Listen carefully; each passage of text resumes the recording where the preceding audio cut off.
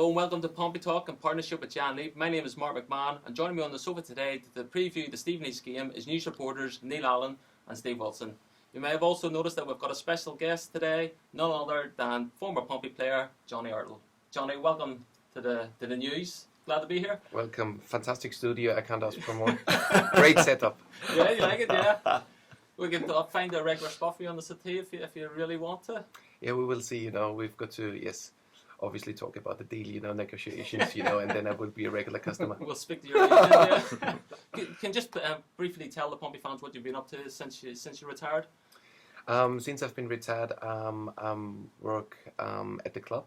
Right now, I'm assistant coach for the under-16. I'm assisting Scott Green and work with Mark Kelly in the academy and all the others. And I've been also elected to the PSD board. And yes, I'm involved about all the ongoings at the clubs right now. You're enjoying your retirement?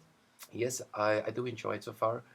A lot of things I can see, I can learn, and a lot of things I can put into my work, being an ex-professional football player.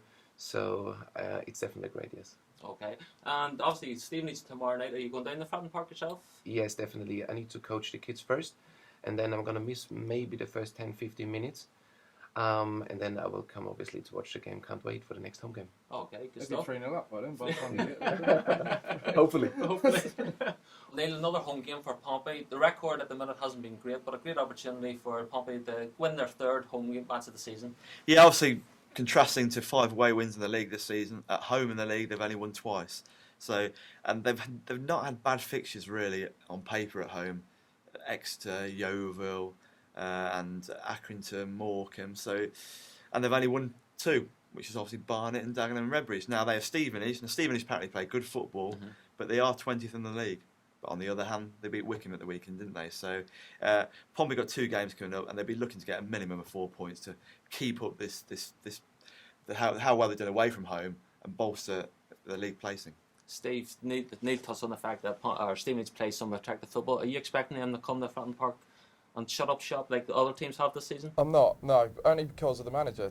Teddy Sheringham is a pure footballing kind of guy who you wouldn't imagine he would set a team up to come and defend and try and play for a 0-0 draw. However, you never quite know. They may see that it's their best opportunity of getting something at Fratton Park. You don't know. They may have seen success that other teams have had in playing that way so far this season. Much as Teddy was a brilliant player, he's also got to think about what's best for his club and his team in trying to achieve what they're trying to achieve this season. So, but from what we've heard, they play a good brand of football, and you'd hope that I want to see a game at Fratton Park this season where the team comes and think, okay, we'll come and stand up to you, Pompey, and we'll give you a game. Exeter did that, did they not though? Well, to a certain extent, but once they didn't play the same as they normally do. They're normally quite an expansive kind of team, but they were pretty much banks of 4 to try, tough to break down. But in fairness to them, they scored 2 goals. Once you get ahead, you don't need to go out and attack too much, do you? But it'd be interesting to see. Hopefully Stevenage will come and give them a game, and we actually see some proper entertainment. Johnny, we obviously know the fans get very frustrated whenever teams come and shut up shop at Fratton Park, but as a player, do you feel that frustration yourself then? I think patience is the key, and Stevenage, as you guys said, it's a good footballing side, and whenever a team comes to Fratton Park playing in front all those people, it's easy for a manager to motivate them, and obviously they will talk to Tisdale from Exeter how you guys got away with a win at Fratton Park. And the last home game against Yeovil, it was clear, we had a lot of possession, we passed it around, we kept our discipline, I would say, but we didn't have a lot of interest in the final third, if that makes sense. And so we need to work on that, and crucial thing is definitely scoring the first goal at home. Mm-hmm. Obviously, yes, the first goal is very important. Teams then change their formations, their game plan. So an early goal, in your opinion, then would help settle nerves then? Yeah, definitely, because the opposition has to open up a little bit more. Otherwise, they won't score, and it gives us more opportunities to score another goal. Yeah. And I've been quite pleased, with the last game because we kept a clean sheet again, 4 clean sheet right now in 13 games. But tomorrow it will be interesting to see the response of the whole team, because we had 2 home games in a row. We collected 1 point, and now 2 new home games coming up, 2 in a row. How we respond to that? I was just going to say, the Exeter game, Pompey could easily have been 2-0 up before they scored their first goal. They were a brilliant start to the game.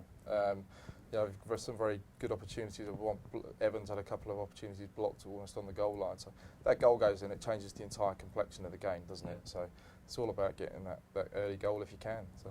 But at home in the league, Pompey have only taken the lead once, scored the first goal once, and that was Dagenham. Yeah. So again, in 6 games, Pompey have only got the first goal once at home in the league, so which is tremendously disappointing. And again, these guys are saying, if you can get that first goal, especially early, the whole game changes, doesn't it? And suddenly we'll see what the opposition do, because they can't sit back. They need to try and do something, don't they? So it's just getting that first goal for Pompey at home, which has been difficult. They've done it in the Cups, we know that, but in the league, once have done it. You've obviously been home and away with Pompey all season so far, Neil. Have you seen a different approach from their play at home to their play away from home as such? Is the formation, is there subtle wee differences on what we're seeing? Not really, it's the same system and largely the same players. It's just that obviously people have a different mindset when you visit them as the home side.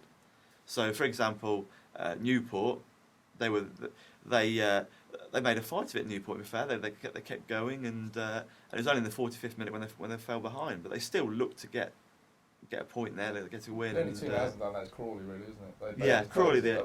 But Crawley still troubles me. The home side can play that way. But then Crawley went to Cambridge the following week and won. Yeah. So again, that's Crawley changed it, but Pompey line up exactly the same at home as they do away.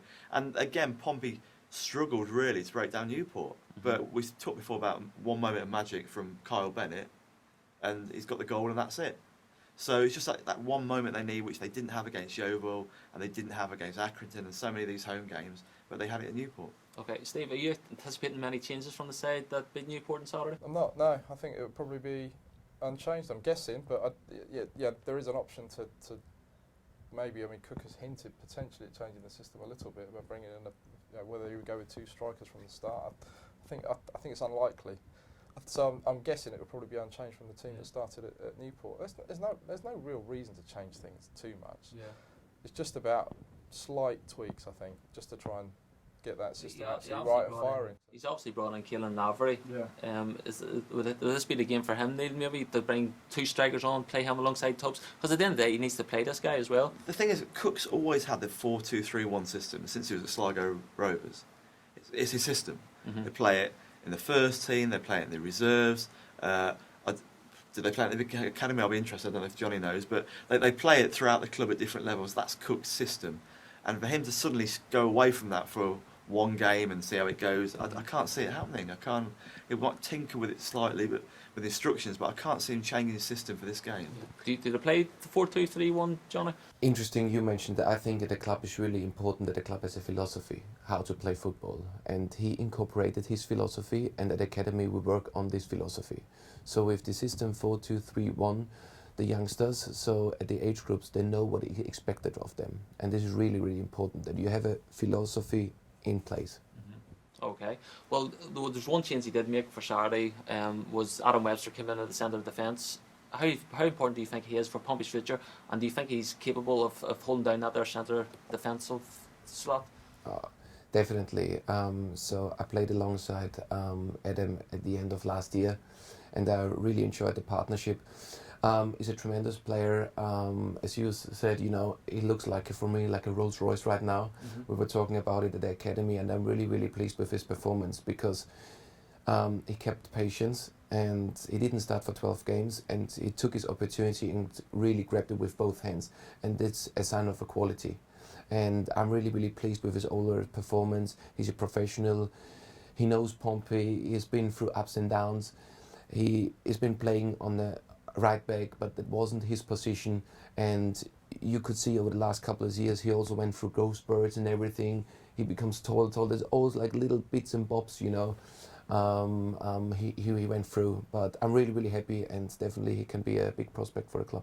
Okay. Well, John, I'm going to put you on the spot. I'm going to ask for your predictions for the Stevenage game. So what do you think? Another home win or? Another home win, yes. Going for scoreline? 2-0. 2-0, Pompey.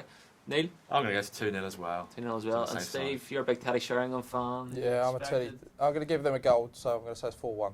4-1. Just I like Teddy. Give him a goal. Yeah. But sooner or later, Pompey are going to turn it on at home. I'm pretty sure of that. Good stuff. Well, hopefully it is tomorrow night. Thank you, Johnny, for coming in and seeing us today. It's been a pleasure having you. You've been watching Pompey Talk in partnership with Jan Leap. We'll see you again soon. Goodbye.